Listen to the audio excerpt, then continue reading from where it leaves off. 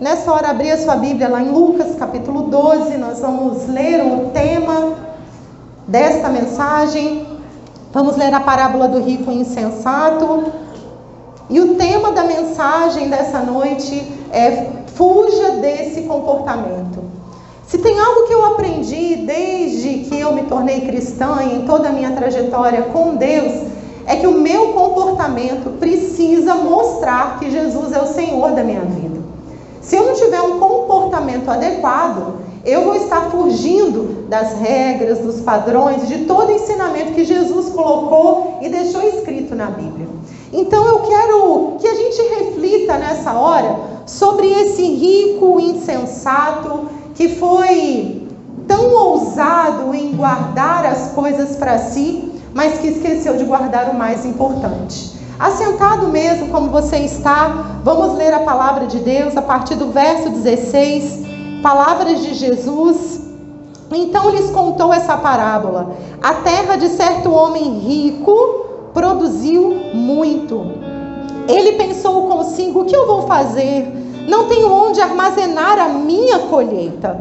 Então disse: eu sei o que vou fazer. Vou derrubar os meus celeiros e construir outros maiores, e ali guardarei toda a minha safra e todos os meus bens.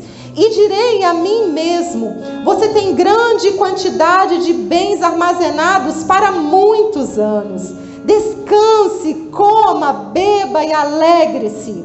Contudo, Deus lhe disse: insensato, esta mesma noite a sua vida lhe será exigida. Então, quem ficará com o que você preparou? Assim acontece com quem guarda para si riquezas, mas não é rico para com Deus. E eu quero começar perguntando para vocês: é errado ter dinheiro? É errado? Dinheiro é algo bom ou é algo ruim? Dinheiro é algo bom, não é ruim. É errado a gente trabalhar e lutar para ter coisas boas e melhores para a nossa vida? É errado fazer isso, irmãos? Estão na dúvida, hein? Sim ou não? Não é. Não é errado. Mas quando a gente para olhar esse texto, às vezes a gente se apega muito ao versículo: vão pedir a sua alma. Mas eu quero refletir com você algumas atitudes que este homem teve e que você e eu não podemos ter. Quase metade das parábolas de Jesus vai falar sobre dinheiro ou bens. Eu não sei se você já observou isso, mas se você for ler não só essa, como as próximas parábolas que vem falando aqui no livro de Lucas, elas vêm falando de bens, de riqueza. Jesus falou sobre dinheiro. E eu não sei se você sabia, mas se você juntar as palavras oração e fé, na Bíblia inteira elas têm cerca de 500 versículos. Mas quando você procura por bens, dinheiro e riqueza, você tem mais de 2.000 versículos. E quem disse isso não sou eu, isso está escrito num livro chamado Seu Dinheiro, de Howard Dayton. Se você quiser ler, ele te ensina como usufruir e gastar o dinheiro com princípios bíblicos. E quando a gente para pensar nisso, por que será que a Bíblia fala sobre dinheiro? Por que será que Jesus falou sobre dinheiro? É porque esse assunto é um assunto importante. É um assunto que a gente tem que tocar, e às vezes a gente tem um pouco de receio de falar sobre isso, porque dinheiro é uma coisa minha, é do meu trabalho. Eu não quero compartilhar, não quero dividir. A gente é um pouco egoísta às vezes nessa vida. Mas eu quero começar pensando com você, da onde que vem a nossa renda, a nossa fonte. E lá quando Deus cria toda a terra e todas as coisas, no capítulo 1 de Gênesis, no terceiro dia da criação, Deus coloca uma lei, Deus institui uma lei, que é a lei da semeadura. E se você for ver lá no comecinho, nos versos 11 e 12, Deus fala assim: olha, que brotem todas as plantas e que a semente delas faça com que elas cresçam novamente. Que brotem todas as árvores e que o fruto dessas árvores tenham semente. E que essas sementes plantadas germinem e brotem novamente. Você já ouviu falar da lei da semeadura? aquilo que você planta, você colhe. E é engraçado isso, porque se você tiver muita fé, e se você plantar uma semente de mamão, vai nascer abacaxi, meu irmão? Não vai. Porque Deus já instituiu que era assim, a semente daquilo vai brotar aquilo. Semente de mamão, brota mamão. E assim por diante. E na sua vida é a mesma coisa. Você trabalha, você está ali todo dia plantando uma semente, você recolhe depois o fruto do seu trabalho, que é o seu salário. E novamente você planta e colhe, e planta e colhe. E quando a gente olha para a vida desse homem, ele simplesmente estava colhendo aquilo que ele plantou. A colheita dele era errada? A colheita dele era ilegítima? Ele estava sendo desonesto? Ele estava roubando? Sim ou não? Lívia, mas ele fez coisas erradas. Meu irmão, não adianta nada você fazer aquilo que é certo do jeito errado. É certo você plantar para colher, mas é errado você deixar a colheita tomar conta do seu coração. É errado você deixar a cobiça tomar conta do seu coração. E quando a gente olha para esse texto, a gente não pode se esquecer que naquela época, diferente do que nós temos hoje, as pessoas plantavam, colhiam, armazenavam e depois gastavam. Hoje o nosso conceito é totalmente inverso, porque você pega o seu cartão de crédito e você gasta antes de ter. Você gasta, faz o débito e depois você vai lá e faz o crédito, devolvendo para o cartão que você já gastou.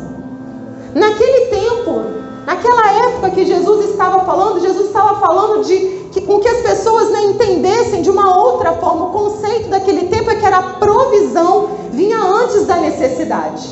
Hoje, com o mundo capitalista que a gente vive, no mundo de compra, no mundo de gasto, no mundo onde você precisa ter para ser alguma coisa, as pessoas colocam na nossa mente que primeiro é a necessidade, depois é a provisão. Meus irmãos, Deus provê todas as coisas para a gente. Com Deus a gente não tem necessidade, porque Ele é o primeiro supridor da nossa vida, da nossa alma. E a Bíblia, Jesus mesmo já disse que Ele, quando a gente busca em primeiro lugar, Ele supre todas as nossas necessidades. Mas quantas vezes a gente coloca a necessidade na frente da provisão? A gente coloca a nossa dor, o nosso problema na frente da provisão, na frente do poder e da autoridade, da bênção de Deus na nossa vida, porque a gente está sempre com medo de faltar, a gente está sempre com medo que não dê, a gente está sempre preocupado com essas coisas. Só que a preocupação daquele homem não foi pela falta, a preocupação dele foi pelo excesso. E da mesma forma como a gente pode pecar e errar por causa da falta, a gente também pode pecar e errar por causa do excesso. O que aconteceu com aquele homem? Ele simplesmente colheu o que ele plantou. Só que havia algo no coração dele que Jesus não compactuava. E esse algo era a cobiça. Quando aquele homem viu todo o fruto do trabalho dele, ele se alegrou, ele se encheu de orgulho, ele se encheu de cobiça e ele pensou: eu tenho que guardar, eu tenho que guardar, eu tenho que abrir tudo que eu tenho que armazenar mais, eu tenho que juntar muito. Isso daqui, olha quantos anos eu vou viver com isso, isso daqui eu vou desfrutar para sempre, eu não vou nem trabalhar mais, porque vai ficar tudo guardado e armazenado, e aumenta celeiro, e aumenta lugar para guardar, e trabalha para juntar, e para juntar, e para guardar, e para guardar. Só que Jesus, Ele não anda com gente com o coração cheio de cobiça. E se você for ver 2 versículos anteriores, essa parábola é para justificar justamente o fato de Jesus não andar com gente que tem o coração cheio de cobiça. Porque 2 versículos antes, vai dizer que um jovem chega para Jesus e fala assim: Jesus, por favor, intervenha aqui no meu direito da herança junto com o meu irmão. E aí Jesus responde para ele assim: olha, cuidado, você tem que ficar de sobreaviso, Porque a ganância, ela pode pegar o seu coração. A vida de um homem não consiste na quantidade dos seus bens. Só que a gente vê muita gente levando essa palavra no sentido contrário e tendo o comportamento que a gente tem que fugir. Porque quando você vê uma pessoa com uma roupa mais simples, você já julga que ela não tem muitos bens. Quando você vê uma pessoa muito bem arrumada, você já olha para ela, nossa, ela é diferente, ele está bem arrumado, olha aquela roupa, olha aquilo. E sabe o que acontece? Muitas vezes a gente faz, não para agradar a gente mesmo, mas a gente faz para mostrar para os outros aquilo que a gente tem. E esse é o grande perigo de você querer e desejar muitas riquezas no seu coração, porque você vai acabar querendo mostrar para os outros a quantidade dos seus bens. E se tem algo que eu aprendo com Jesus, é que Ele não vai olhar o número da minha conta bancária quando Ele vier me buscar. Ele vai olhar aqui para o meu coração. Ele vai olhar para aquilo que eu fiz. Ele vai olhar para os talentos, os dons que Ele deixou na minha mão, e se eu multipliquei ou se eu escondi. E já fica essa primeira reflexão para mim e para você. Aonde você tem colocado os talentos que Deus confiou a você? Mais para frente, Jesus vai contar a parábola dos talentos. E Ele vai dizer que uma pessoa que recebeu 1 talento enterrou. A outra pessoa que recebeu 3 trabalhou, multiplicou e virou 6. E o outro que recebeu 5 fez com que ele virasse 10. E aí quando o dono volta, e ele olha para aquele que pegou 1 talento e enterrou, sabe o que ele fala? Pega desse que não fez nada com o que eu dei e dá para aquele que tem mais. Porque aquele que muito tem, muito será cobrado. Mas aquele que não tem, até o pouco será tirado. Sabe por que às vezes a gente não prospera na nossa vida? Porque a gente não sabe multiplicar aquilo que Deus dá pra gente. A gente retém, a gente esconde, a gente enterra, a gente não usa para poder abençoar a vida de outras pessoas. A gente faz como esse homem insensato que olha só para ele e usa vários pronomes possessivos: meu, minha, meus bens, minhas colheitas. A gente olha muito só para a nossa vida e a gente esquece que tem muita gente precisando ser abençoada com dom e com talento que Deus deu para cada um. Mas se eu perguntar se você quer ter as bênçãos de Deus, eu tenho certeza que você vai levantar não só uma mão, mas as duas. Só que o que você vai fazer com as bênçãos que Deus está te dando? Vai usar para o seu bel prazer? Ou você vai abençoar a vida de outras pessoas que estão sedentas e necessitadas de ouvirem uma palavra de ânimo, de coragem, de amor, de força, de salvação? O que você tem feito com as colheitas que você tem recebido na sua vida? E eu quero pensar com você em 6 erros que aquele homem cometeu. Para quem gosta de anotar, pega papel, pega caneta e anota aí para você nunca mais esquecer e nunca mais fazer a mesma coisa que ele fez. Primeiro erro que ele cometeu: ele se esqueceu do doador da vida. Quando ele pega a colheita dele, ele olha só para a colheita. Ele olha só para o número, ele olha só para a quantidade, ele olha só para o resultado, porque na mente dele as riquezas estavam satisfazendo o desejo da alma dele. Ele amou mais as riquezas do que o próprio doador, do que o dono da riqueza. Se é uma coisa que a gente tem que entender, é que nessa vida a gente é mordomo. E o mordomo, ele trabalha e cuida de coisas que não são dele. Você tem uma casa, ela não é sua. Você tem roupas, elas não são suas. Você tem bens, eles não são seus. E é por isso que você tem que cuidar com o maior amor, cuidado, porque foi Deus que te deu.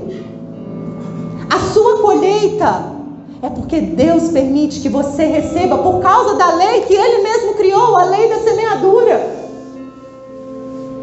Só que aquele homem, ele se esqueceu de Deus, do doador da vida. Segundo erro que ele comete, ele não teve contentamento. E sabe o que é contentamento? É você estar satisfeito e feliz com o que você tem hoje. Mas eu perguntei para vocês no começo, se era errado a gente querer mais. E vocês falaram que não. Não é errado eu querer mais. Errado é eu não ter gratidão no meu coração por aquilo que Deus me deu para hoje. Jesus, ele vai falar, basta cada dia o seu mal. Então eu tenho que olhar para Jesus todo dia e dizer, Jesus, obrigada pelo que eu tenho hoje. Eu vou continuar lutando, eu vou continuar trabalhando, eu vou fazer a minha parte, eu vou buscar, Jesus, muitas coisas porque eu quero honrar o seu nome, eu quero devolver toda a glória para o Senhor no meu trabalho, aonde eu estiver, eu quero fazer tudo que for melhor para que o seu nome seja exaltado, mas obrigada pelo que eu tenho hoje. Você pode dizer agora, obrigada, Jesus, pelo que eu tenho hoje, e lançar palavras de gratidão já agora. Obrigada, Jesus, pelo que eu tenho hoje. Aquele homem não tinha contentamento, ele era ingrato. E talvez você não saiba, mas o nosso cérebro, quando a gente é uma pessoa grata, ele funciona até de uma forma melhor. A frequência do cérebro aumenta, as vibrações do cérebro aumentam, porque gratidão é algo bom pra gente, desde a nossa mente, que invade nossa alma e entra dentro do nosso espírito. Principalmente quando você aprende a olhar para o Deus que te criou e ser grato a Ele. Outra coisa que ele cometeu de errado, ele era egoísta. Olha lá no texto, eu quero mostrar para você 5 citações que ele usa um pronome se referindo só a ele. Lá no verso 17 ele vai dizer, o que eu vou fazer? Eu não tenho onde armazenar a minha colheita. Depois ele vai dizer, vou derrubar os meus celeiros, construir outros, e ali guardarei a minha safra e os meus bens, e direi para mim mesmo.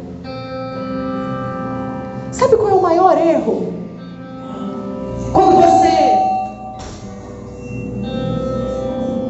Sabe qual é o maior erro quando você adquire bens e riquezas? É você olhar só para você mesmo. O meu carro, a minha casa, as minhas coisas, a minha conta, o meu cartão, as minhas viagens, meu. Tudo é meu. Isso só mostra o seu coração egoísta. Isso só mostra que a gente precisa se quebrantar ainda mais aos pés de Jesus e pedir perdão para Ele. Irmãos, eu vou falar uma coisa para vocês. Quando eu era mais jovem, quando eu comecei a trabalhar, eu pensava, eu tenho que trabalhar muito porque eu quero ter meu carro, eu quero fazer minha faculdade, eu quero conquistar minhas coisas, eu sempre fui muito determinada, sempre fui muito lutadora, sou até hoje. Mas a verdade é que por muito tempo eu quis ter para mim, eu quis ter para o meu prazer, e a minha vida não saía do lugar, minha vida não dava certo. Eu trabalhava, e eu recebia, e eu não via aquilo direito, e quando eu via o salário acabava, e gastava tudo, e eu falava, Deus, como é que pode? É o gafanhoto, é o devorador, aí a gente já espiritualiza tudo, coloca a culpa de tudo em alguma coisa. Mas o dia que eu assumi a responsabilidade e aprendi que eu tinha que buscar primeiro o reino de Deus, a justiça de Deus, e as demais coisas seriam acrescentadas na minha vida, eu entendi que o errado não era eu trabalhar, o errado era eu não me consagrar e não me dedicar totalmente à vontade de Deus. O erro de quem tem é achar que aquilo é suficiente para resolver todos os problemas da vida dele. E às vezes o erro até de quem não tem é achar que quando ele tiver, ele vai ter todos os problemas da vida dele resolvido. Porque quando eu tiver minha casa, porque quando eu tiver meu carro, porque quando eu pagar aquela conta, porque quando eu comprar aquela bolsa bonita, porque quando eu fizer aquela faculdade, e aí você começa a colocar condição em coisas materiais, e isso nunca vai satisfazer a sua alma. Isso é pensamento egoísta. E sabe quando Deus abençoou a minha vida de verdade? Quando eu parei de olhar para os números. Quando eu parei de me apegar a ter. Irmãos, eu vou falar uma coisa com vocês. Eu tenho casa própria. Não sei se você tem. E eu louvo a Deus pela minha casa. Estou pagando ainda, mas é minha. Eu tenho carro, graças a Deus. Mas quando eu adquiri essas coisas, eu não fiquei mais feliz. A minha vida não melhorou. Meu casamento não melhorou só porque eu mudei de casa, só porque eu comprei um carro, só porque eu comprei uma roupa, só porque eu mudei de emprego. Porque dinheiro não traz essa felicidade que talvez você ache que ele vai trazer. Então não condicione a felicidade da sua vida a coisas que o dinheiro pode comprar. Porque o dinheiro, ele pode comprar uma casa, mas ele não pode comprar um lar feliz e cheio de paz para você. O dinheiro, ele pode fazer você viajar para o mundo inteiro, mas ele não pode te dar um casamento de fidelidade, de amor e de prosperidade. O dinheiro, ele pode comprar um remédio para você e te pagar o melhor hospital se você estiver doente, mas ele não compra a saúde mental. Ele não compra a saúde do coração, ele não compra nem a saúde do corpo. Só que a gente coloca o dinheiro num lugar errado. E a gente tem que aprender que dinheiro não é senhor, dinheiro é servo. E é por isso que aquele homem errou. Quarto ponto que ele errou, ele se esqueceu que a vida é uma contagem regressiva. Tudo isso aqui um dia vai passar. Ele trabalhou, ele se esforçou. Imagina, a Bíblia diz que ele olhou e falou: eu vou construir mais celeiros. E ele construiu. Eu vou aumentar todo aqui o lugar onde eu guardo as coisas. E ele fez, ele trabalhou muito, e ele se empenhou muito. E aí quando ele olhou e viu aquilo tudo pronto, e viu, nossa, que maravilha! Agora eu vou usufruir disso. Agora eu vou aproveitar a vida. Deus pede a alma dele. Talvez você esteja deixando para amanhã o abraço que você precisa de dar na pessoa que você ama, o perdão que você precisa liberar dentro do seu coração, daquela pessoa que fez mal, e você fica levando ela com você a vida inteira, porque você acha que ela está errada e não dá o braço a torcer. Libera perdão, libera amor, diga para os seus que você ama. Para de deixar para amanhã. Para de deixar para quando eu tiver, para quando eu mudar, para quando eu comprar, para quando eu tiver o meu diploma, a minha faculdade, para quando eu estiver numa casa maior. Para de achar que essas condições vão trazer felicidade para a sua vida, porque a vida é uma contagem regressiva. Desde o dia que você nasce, a ampulheta foi virada ao contrário, e um dia a areinha da sua vida vai fechar, vai acabar, e você vai abrir os olhos em outro lugar. Eu espero de verdade que os seus olhos sejam abertos na eternidade, junto com Jesus Cristo, e não no lago de fogo. Porque a gente só tem dois caminhos. E se você ficar vivendo em cima do muro a vida inteira, desculpa o que eu vou te falar, mas o muro é do diabo. Ou você toma uma decisão de andar firme com Jesus e de acreditar nele com toda a sua fé, que ele é o seu Salvador, ou não tem outra escolha, outro caminho para você seguir, porque não tem meio termo. Outro erro que aquele homem cometeu, ele queria aproveitar os excessos. Lili, então é errado eu ter excesso? Não, meu irmão, não é errado você ter excesso. Errado é você querer ter tudo só para você. E como eu falei que existem vários versículos na Bíblia que falam sobre riquezas, abra sua Bíblia, lá em Salmo 62, no versículo 10, a parte B, a parte final. Sabe o que a palavra de Deus diz? Se as suas riquezas aumentarem, não faça delas o centro da sua vida. Pode ser que as suas riquezas aumentem, pode ser que os seus celeiros se encham, pode ser que aconteçam muitas coisas boas que você nem estava esperando, que venha uma colheita sobrenatural, pode ser que isso aconteça, mas se as suas riquezas aumentarem, não faça delas o centro da sua vida. Aquele homem fez do excesso dele o centro da vida dele. Ele parou tudo que ele estava fazendo para construir mais, para aumentar mais, para alargar mais, para guardar mais, para ter mais. Não faça dos excessos, das riquezas, o centro da sua vida. O sexto erro que aquele homem comete, ele se autoiludiu e ele se apegou a uma falsa esperança. Vamos olhar lá comigo? Olha lá o versículo 19. Ele falando com ele mesmo. Você tem grande quantidade de bens armazenado para muitos anos. É como se você falasse assim: olha, na minha conta bancária eu tenho dinheiro para ficar sem trabalhar os próximos 25 anos. Não vou fazer mais nada da vida. Eu só vou descansar, comer, beber e me alegrar. Essa foi a conclusão que ele chegou. Ele se iludiu a uma falsa esperança. Ele achou que aqueles bens, que aquelas riquezas supririam a necessidade da alma dele. Eu gosto muito do pastor Hernandes Dias Lopes, eu não sei se vocês conhecem, e ele sempre fala uma frase muito bonita, e eu trago essa frase para a minha vida. Ele diz assim: todos nós temos um buraco do tamanho que só Deus pode preencher. A minha vida e a sua vida tem um buraco, tem um vazio, tem algo que falta, que só Deus pode preencher. As riquezas, os excessos, os bens, a família, o marido, os filhos, nada vai ocupar o lugar que é de Deus dentro de você. E no seu próprio DNA existe uma marca escrita que é a marca de Deus. E os cientistas já disseram isso. Dentro da gente existe uma necessidade por algo maior. E esse algo é o buraco que só Deus pode preencher.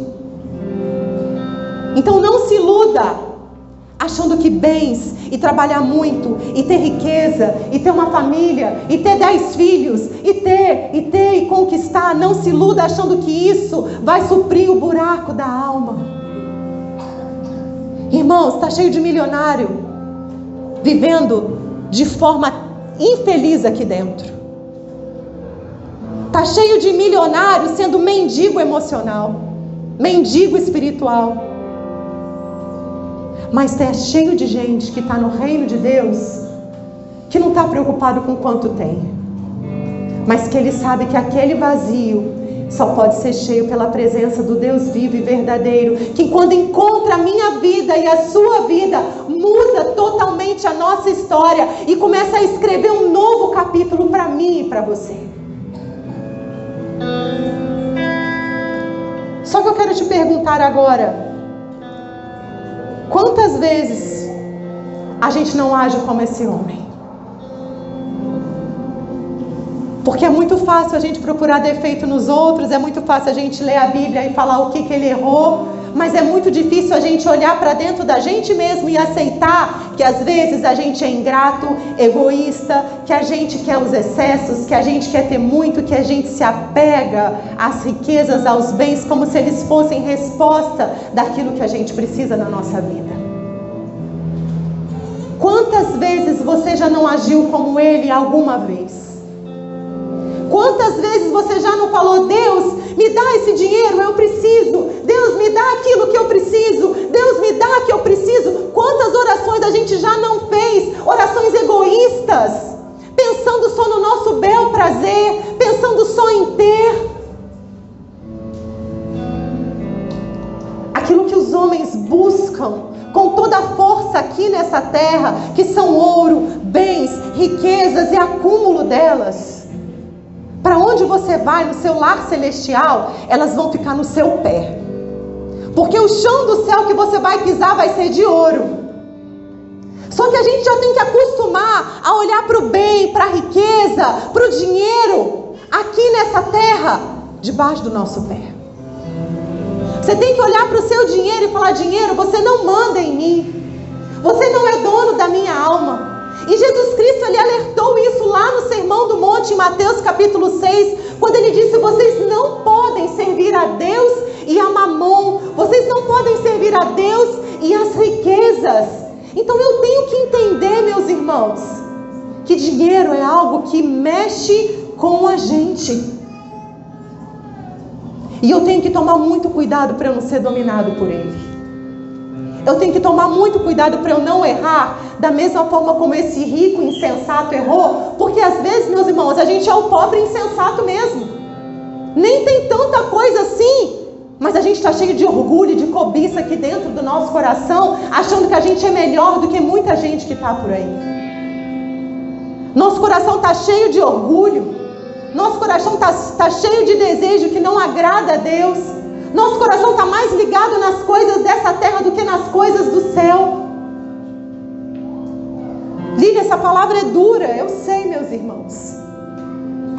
Mas Jesus, ele vem para confrontar, para fazer a gente melhorar. Jesus não veio só, sabe, para poder apagar e dizer que bonitinho, continua no mesmo erro. Não, Jesus quer chamar você para um compromisso diferente, para aprender a olhar para a vida como Ele olhou aqui nessa terra. Esses dias, eu ouvi a história de um homem que é muito rico, um brasileiro muito rico. E ele é bilionário, muito rico. Mas ele é cristão. Aí você vai falar, Lilian, não pode. Rico não vai ser crente. Mas eu vou te falar que as coisas que eu ouço e vejo aquele homem fazer mostram que ele tem muito mais humildade que muita gente que às vezes a gente conhece. E ele falou que um dia ele vendeu algo por uma quantia muito grande de dinheiro. E foi a primeira vez que ele viu tanto dinheiro na vida dele. E ele falou que a pessoa pagou aquilo em espécie. Imagina você chegar em casa cheio de mala de dinheiro. Você já fica, né? Meu Deus, estou preocupado, alguém vai me roubar. Você já fica pensando se vai perder. E ele falou que a primeira coisa que ele fez quando ele chegou em casa foi jogar aquele dinheiro todo no chão, pisar em cima dele e falar assim: você nunca vai ficar aqui na minha mente, mas eu quero que você fique sempre aqui no seu lugar, porque você não vai dominar o meu coração. Sabe por que às vezes Deus não dá mais pra gente, meus irmãos? Porque o dinheiro está aqui, ó, na mente e no coração. Porque você não olha para ele como resto. Jesus diz, o restante das coisas vai ser acrescentado. O resto. Bem é resto, dinheiro é resto, tudo é resto. O que importa é que o meu coração esteja totalmente voltado para a presença e para a vontade de Deus. Isso é o que eu devo buscar, isso é o que é mais importante na minha vida. Lucas 16:15, Jesus vai dizer que aquilo que este mundo valoriza é detestável aos olhos de Deus. Aquilo que este mundo valoriza é detestável aos olhos de Deus.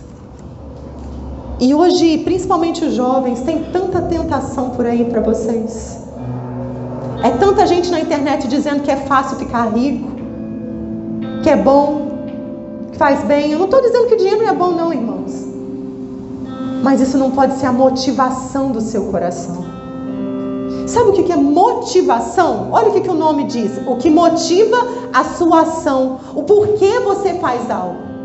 Você quer trabalhar? Você quer estudar? Você quer ter as suas coisas? Por que você quer fazer isso? Você tem que ter clareza daquilo que você quer na sua vida. Para você saber entender, olha, eu quero isso para mim, eu estou pecando, Deus me perdoa. Ou você vai ter clareza de dizer, não, Deus, aquilo que o Senhor me deu, eu quero para devolver a glória para o Senhor. Por que você quer conquistar coisas nessa vida? Por quê? O erro não é querer ter. O erro é por que você quer ter. E são nessas coisas pequenas e bobas que às vezes a gente cai e desliza. Que às vezes a gente não aprende. Que às vezes a gente não cresce. As coisas materiais, elas são um termômetro para o nosso coração. Só que eu tenho algo para dizer para você aqui nessa noite. Deus não está nada interessado no que você tem de material. Deus quer a sua vida e o seu coração. E para finalizar, já que eu falei de 6 erros que aquele homem cometeu, eu quero falar de 6 comportamentos de um servo fiel. Totalmente oposto àquilo que ele fez é a forma como a gente deve servir e andar nessa terra. Primeiro comportamento que a gente deve ter é amar a Deus com todo o nosso coração, com toda a nossa alma, com toda a nossa força e com todo o nosso entendimento. Lília, mas eu amo muito meu namorado. Você tem que amar Deus mais do que ele. Lília, mas eu amo muito os meus estudos. Você tem que amar Deus mais do que seus estudos. Lília, mas eu amo muito toda essa vida e os meus amigos e tudo isso. Você tem que amar Deus mais do que isso. Lília, mas meus pais, eu não posso viver sem eles, meu trabalho. Você tem que amar a Deus mais do que isso. Mais do que seus filhos. Eu sou mãe, eu tenho 2 filhos, eu sei o amor que a gente tem pelos filhos, o apego, a gente dá a vida por eles, a gente faz tudo por eles, mas eu tenho que amar a Deus mais do que os meus filhos, mais do que o meu esposo. Jesus, ele nos ensinou isso. A forma como devemos amar a Deus deve ser acima de todas as outras, com toda a nossa força. A gente coloca força em tanta coisa nessa vida para dar certo. O quanto você tem colocado de força para ver a sua vida espiritual crescendo, para conhecer mais a Bíblia, para ser mais amigo de Deus, o quanto você tem se dedicado a isso. Segundo comportamento de um servo fiel, gratidão, contentamento, agradecer a Deus por tudo que eu tenho hoje. Agradecer a Deus porque eu sei que Ele vai suprir as minhas necessidades amanhã. Agradecer a Deus porque eu tenho um trabalho, porque Ele me dá força para trabalhar. Agradecer a Deus até pelas minhas lutas. Pedir sabedoria a Deus para me ensinar a gastar meu dinheiro. Porque às vezes eu não tenho mais, não é culpa de Deus, Deus não tem nada a ver com isso não. É porque eu ganho 100 e gasto 200. Aí eu falo que Deus não me abençoa, mas como que Deus vai abençoar se eu estou fazendo matemática errada? Eu tenho que ser grato com tudo aquilo que eu tenho. Eu tenho que acordar, abrir meus olhos e dizer: Deus, obrigada. Obrigada pela tua misericórdia que se renovou. Porque o Senhor não vai me dar aquilo que eu preciso, que era a morte, aquilo que eu mereço. O Senhor vai me dar, Deus, vida, porque o Senhor me amou mais uma vez hoje. As misericórdias do Senhor são a causa de não sermos consumidos. Renovam-se a cada manhã. Grande é a tua fidelidade. Agora, como que você acorda? Correndo, atrasado, reclamando do ônibus, reclamando da máscara, reclamando do seu chefe, reclamando. Como? Como você vai ter as bênçãos espirituais se dentro de você só está jorrando coisa ruim? Terceiro comportamento. Um servo fiel, ele é guiado pelo Espírito de Deus e deseja ser cheio da presença de Deus. Romanos capítulo 8, Paulo vai falar sobre a vida guiada pelo Espírito. E ele vai dizer que aqueles que são filhos de Deus são guiados pelo Espírito de Deus. O que tem guiado você, a sua vida, o seu comportamento, os seus desejos? É o Espírito de Deus? Será que você tem deixado o Espírito dominar a sua mente, encher a sua vida, encher todo o seu corpo, encher a sua mente e tirar de você os pensamentos pecaminosos? Será que você tem deixado o Espírito de Deus tomar conta de você? Ou será que você fica a vida inteira de cristão com água aqui, no tornozelo? Porque nadar dá trabalho, meus irmãos. Nadar dá trabalho. Mas Deus quer te chamar para ir mais fundo. Chega de ser raso. Chega de água no joelho. Chega de água no tornozelo. Deus quer te chamar para ir mais fundo. Quarto comportamento. Saber que eu vou dar conta de tudo a Deus. Eu citei aqui a parábola dos talentos.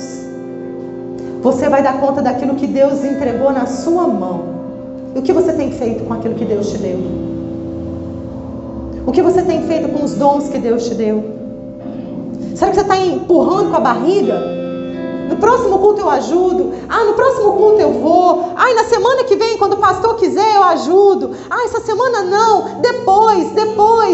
E você está sempre, sabe, jogando para frente, enterrando e empurrando aquilo que Deus te deu.